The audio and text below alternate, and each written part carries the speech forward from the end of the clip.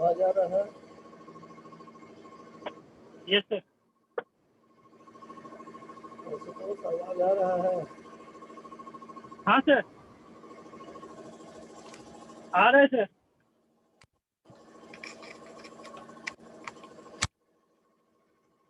Question number 1 दिखाई पड़ रहा है स्क्रीन पर? Yes sir.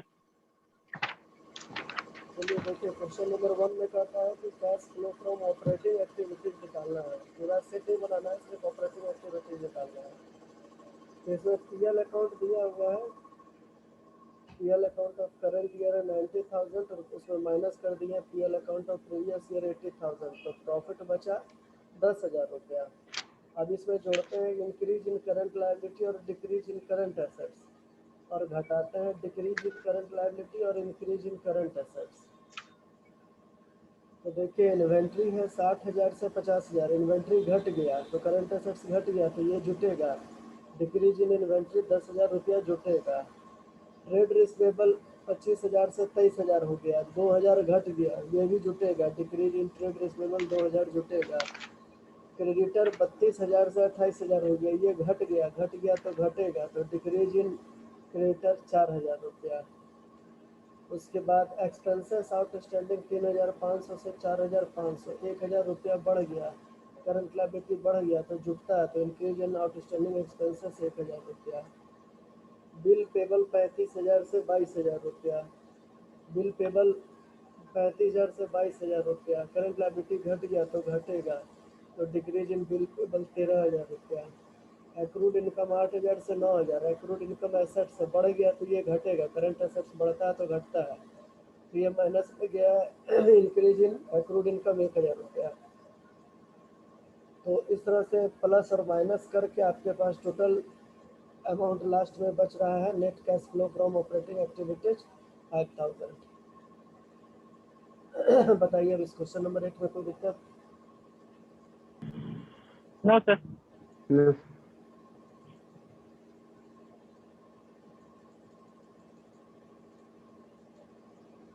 क्वेश्चन नंबर 2 में देखिए, करंट ईयर का प्रॉफिट है 1,55,000, प्रीवियस ईयर का प्रॉफिट है 25,000, तो नेट प्रॉफिट बचा 1,30,000। अब इसमें भी वही कहानी होगा, इंक्रीज इन करंट लायबिलिटी जुटेगा और डिक्रीज इन करंट एसेट्स जुटेगा, और डिक्रीज इन करंट लायबिलिटी घटेगा और इंक्रीज इन करंट एसेट्स घटेगा। तो डेटर है 45,000 से 42,000। डेटर आपका 45 से 42, 3,000 घट गया तो जुटेगा, तो डिक्रीज इन डेटर 3,000 जुटा है।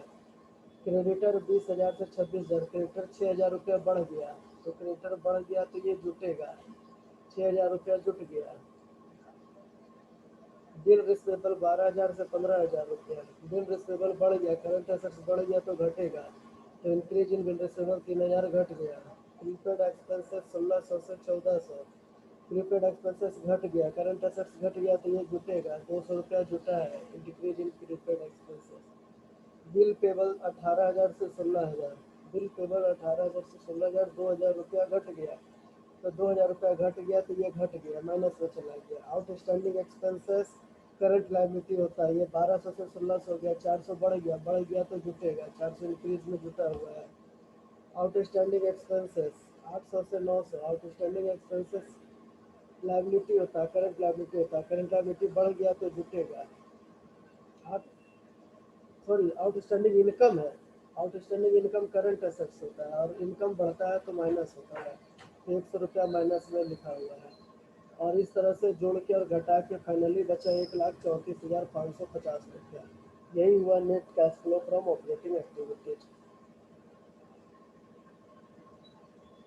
क्वेश्चन नंबर 2 में कोई दिक्कत? No sir.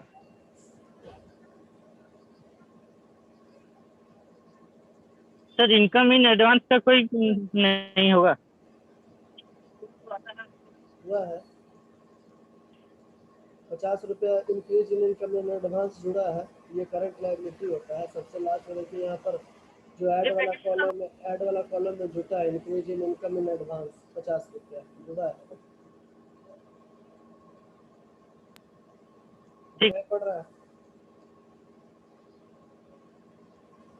ये देखिए क्वेश्चन नंबर 3 में अभी तक जो 2 क्वेश्चन बनाए थे उसमें अभी तक नेट प्रॉफिट दिया हुआ था। इस क्वेश्चन नंबर 3 में नेट लॉस दिया हुआ है। तो नेट लॉस दिया हुआ तो 45,000 रुपया माइनस में लिख दिए, और फिर जो करंट एसेट्स और करंट लायबिलिटी इंक्रीज डिक्रीज हुआ उसको प्लस और माइनस कर दिए। तो 40,000 रुपया इसमें माइनस आ रहा है। Net decrease in operating activity, net cash used in operating activities. Question number 3 में बताइए कोई दिक्कत? सर नहीं सर। No sir. 4 में देखिए आपका इन्वेस्टमेंट का ओपनिंग दिया हुआ 34,000, तो लिखा हुआ 2 में बैलेंस डी ओपनिंग में 34,000 रुपया, और क्लोजिंग दिया हुआ 28,000, तो बाय बैलेंस डी दिया हुआ 28,000 रुपया। फिर कहता है कि वर्ष के दौरान 40% इन्वेस्टमेंट को 8,400 के प्रॉफिट पर बेचा गया।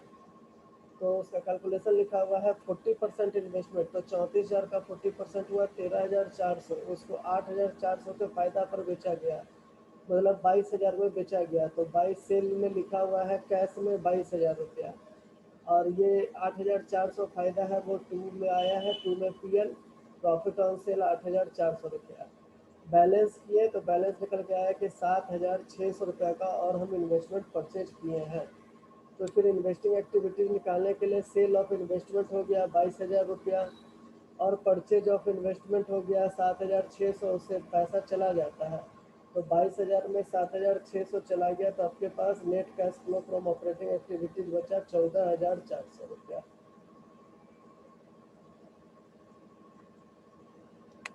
क्वेश्चन नंबर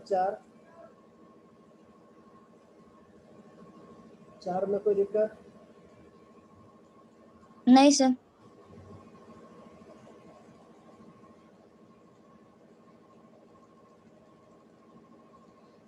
क्वेश्चन नंबर 5 में मशीनरी का लेजर बनाना और एक्यूमुलेटेड डेप्रिसिएशन का लेजर बनाना होगा। तो मशीनरी एसेट्स है इसलिए इसका टू बैलेंस डी 8 लाख और बाई बैलेंस डी 8,40,000, और एक्यूमुलेटेड डेप्रिसिएशन का लेजर का कोई जरूरत नहीं पड़ा है।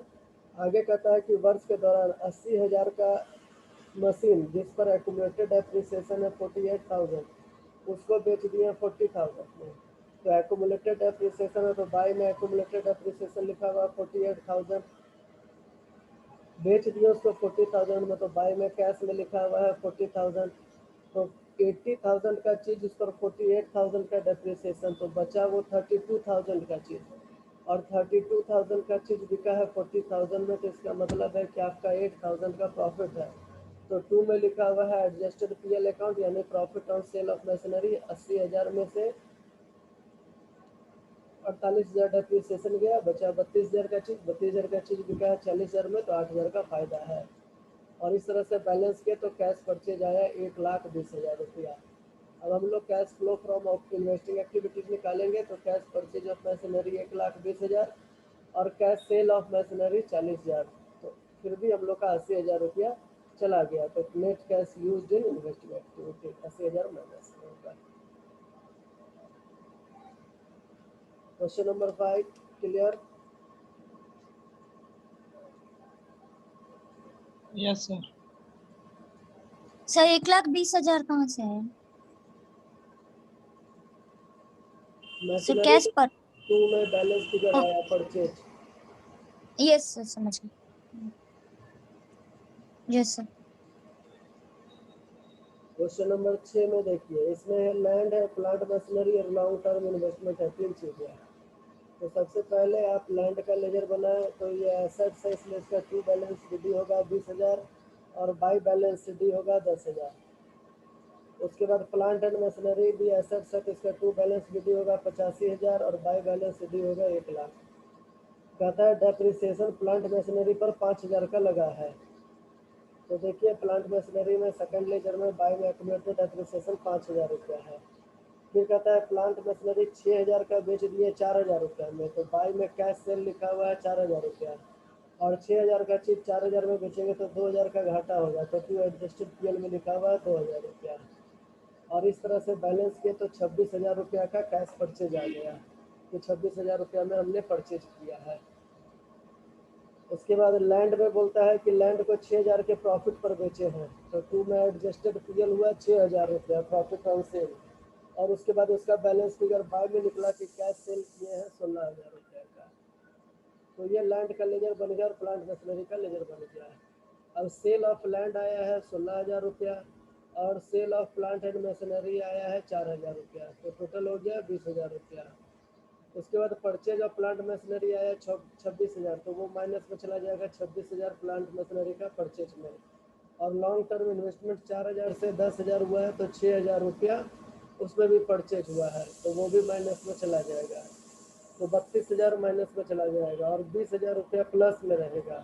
तो मेरे पास ये हुआ कि 12,000 रुपया net cash use in investing activities. 12,000 रुपया हमने कैश यूज कर लिया।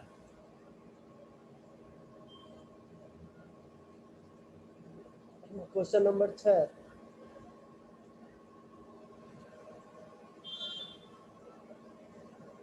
सर समझ आ गया।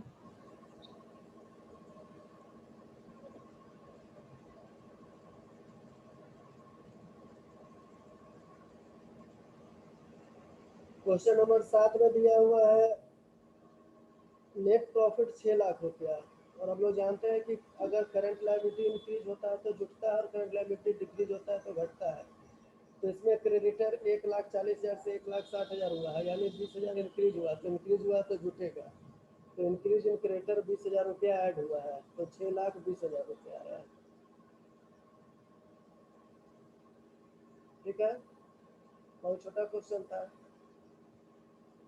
8वां में नेट प्रॉफिट दिया यस हुआ सर। 3,20,000 रुपया, और हम लोग जानते हैं कि करंट एसेट्स अगर डिक्रीज होता है तो जुटता है और करंट एसेट्स अगर इंक्रीज होता है तो घटता है। तो यहाँ पर स्टॉक जो है वो इंक्रीज हुआ, इसलिए घटेगा। तो 60,000 से 80,000 हो गया स्टॉक, तो 60,000 से 80,000 हो गया तो 20,000 माइनस में चला जाएगा, तो स्टॉक इंक्रीज 20,000 रुपया माइनस में, तो 3,20,000 में 20,000 चल गया, तो 3 लाख रुपया cash flow from operating activities. 8 number ठीक है। Yes yes sir. 9 नंबर में देखिए, यहाँ पर कहता है issue of share capital 4 lakh से 6 लाख। तो शेयर कैपिटल इशू किया तो 2 लाख रुपया आपका हो गया, 4 लाख से 6 लाख, तो 2 लाख रुपया इधर हो गया। 10% डिवेंचर 1 लाख से 0, मतलब इसका रिडम्पशन कर दिया तो ये माइनस में चला जाएगा। फिर 8% डिवेंचर 0 से 2 लाख, मतलब 2 लाख का इशू हुआ तो वो पैसा आएगा। फिर कहता है कि इंटरेस्ट दिया डिवेंचर पर 13,000, तो ये पैसा जाएगा, तो ये माइनस में लिखा हुआ इंटरेस्ट पेड ऑन डिवेंचर 13,000। फिर कहता है डिविडेंड पेड किया 40,000 का, डिविडेंड भी पेड करेंगे तो पैसा चाहेगा, तो वो 40,000 रुपया माइनस में चला गया है, डिविडेंड पेड 40,000 रुपया। नीचे कहता है कि वर्ष के दौरान शेयर इशू हुआ है 4:1 के रेशियो में कैपिटल रिजर्व में से, यानी जो 4 शेयर रखा है उसको 1 शेयर बोनस के रूप में दिए हैं। बोनस शेयर इशू हुआ है 4:1, मतलब जो 4 शेयर रखा है उसको 1 शेयर बोनस शेयर दिए हैं, और बोनस शेयर इशू करने से आपके पास पैसा नहीं आएगा। तो बोनस शेयर इशू करने से जब पैसा नहीं आएगा तो जो ऊपर में शेयर कैपिटल है 4 लाख से 6 लाख, जो 2 लाख रुपया इशू हुआ है उसमें 1 लाख रुपया तो बोनस शेयर का इशू है जिससे कैश नहीं आता है, तो एक्चुअल में वहाँ पर 1 लाख रुपया होगा। और 8% डिवेंचर इशू हुआ है 2 लाख का, तो 1 लाख और 2 लाख 3 लाख हुआ। और उसमें रिडम्पशन किया डिवेंचर 1 लाख माइनस में, 13,000 का इंटरेस्ट दिया वो माइनस में, डिविडेंड 40,000 का दिया वो माइनस में, यानी कि 1,53,000 रुपया माइनस में चला गया। तो आपके पास cash flow from operating activities बचता है 1,47,000 रुपया। बोनस शेयर इशू करने से पैसा नहीं आता है, सिर्फ वो शेयर का संख्या को बढ़ाता है, इसलिए 2 लाख में से जो टोटल 2 लाख इशू हुआ उसमें 1 लाख तो बोनस शेयर का इशू हुआ है, इसलिए उस 1 लाख का कोई काम नहीं करना पड़ेगा।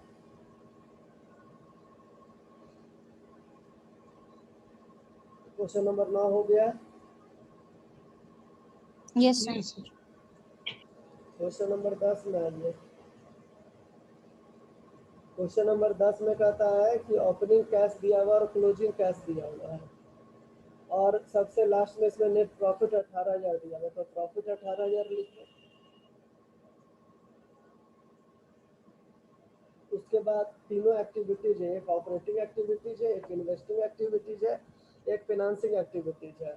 तो ओपनिंग कैश और क्लोजिंग कैश तो सबसे लास्ट में आता है। Increase in trade payable, current liability बढ़ा है तो 13,000 रुपया बढ़ा है, तो ये जुटेगा प्रॉफिट में। इंक्रीज इन ट्रेड पेबल 13,000 जुड़ा है। डिक्रीज इन ट्रेड रिसीवेबल ये भी जुड़ेगा, करंट एसेट्स घटता है तो जुटता है, तो डिक्रीज इन ट्रेड रिसीवेबल जुटा है 17,000 रुपया।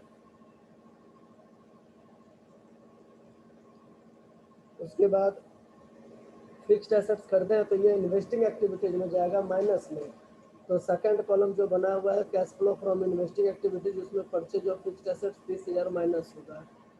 रिडेम्पशन ऑफ प्रेफरेंस शेयर, इससे भी पैसा चला जाता है, ये भी पैसा आपको माइनस होगा, तो 14,000 रुपया फाइनेंसिंग एक्टिविटीज में माइनस हुआ है।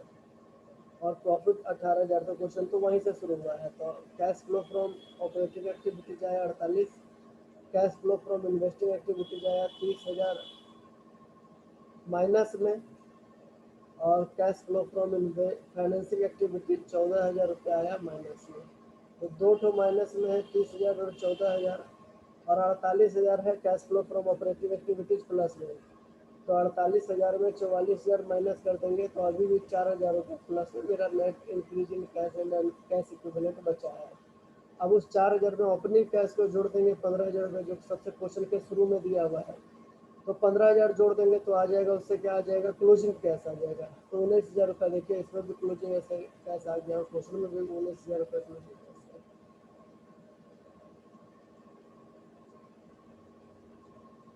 बोलिए क्वेश्चन नंबर 10 में कोई दिक्कत? सर ट्रेड पेबल भी जुटता है और ट्रेड रिसीवेबल भी। पेबल इंक्रीज होता है तो जुटता है, और ट्रेड रिसीवेबल डिक्रीज होता है तो जुटता है। करंट एसेट्स डिक्रीज होता है तो जुटता है, करंट लायबिलिटी इंक्रीज होता है तो जुटता है। यहाँ तो इंक्रीज है सर। इंक्रीज हुआ है ट्रेड पेबल इसलिए जुटा है, डिक्रीज हुआ है ट्रेड रिसीवेबल इसलिए जुड़ा है। ट्रेड रिसीवेबल करंट एसेट्स घटता है तो जुटता है, करंट लायबिलिटी बढ़ता है तो जुटता है।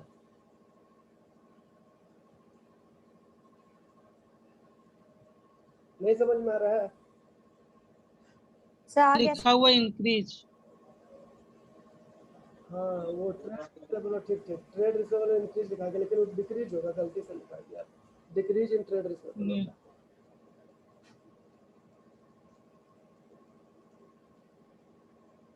क्वेश्चन नंबर 11 में देखिए वही चीज है, एक बार सरसरी निगाह से देखिए 11 को, सेम वही चीज है।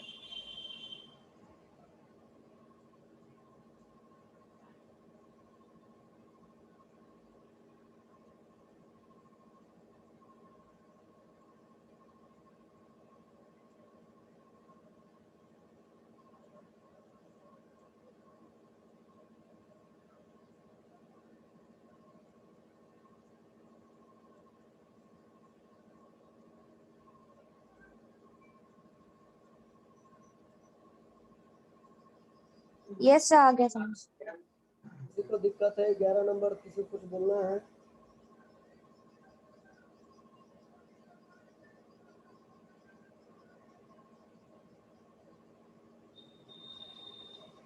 बारह नंबर में आइए। 12 नंबर में कहता है ओपनिंग स्टॉक है 9,000, क्लोजिंग स्टॉक है 12,000, मतलब ये बढ़ गया। कैश परचेज है 90,000, कैश सेल है 1,30,000 रुपया, और क्रेडिट सेल है 20,000 रुपया, मतलब टोटल जो सेल है 1,30,000, उसमें 20,000 रुपया जो है वो क्रेडिट सेल होगा। सॉरी, तो टोटल सेल है 1,30,000, उसमें 20,000 रुपया क्रेडिट सेल है, तो 1,10,000 कैश सेल होगा। तो देखिए कैश सेल लिखा हुआ है 1,30,000 माइनस 20,000, 1,10,000, और कैश परचेज दिया हुआ है 90,000, तो उससे पैसा चल जाएगा और कैश सेल से पैसा आ जाएगा, तो 1,10,000 आया और 90,000 गया, तो मेरे पास 20,000 रुपया cash flow from operating activities हुआ। Yes sir. तो ये शॉर्ट क्वेश्चन का 12 गो था, ये 12 आपका शॉर्ट क्वेश्चन में खत्म हो गया।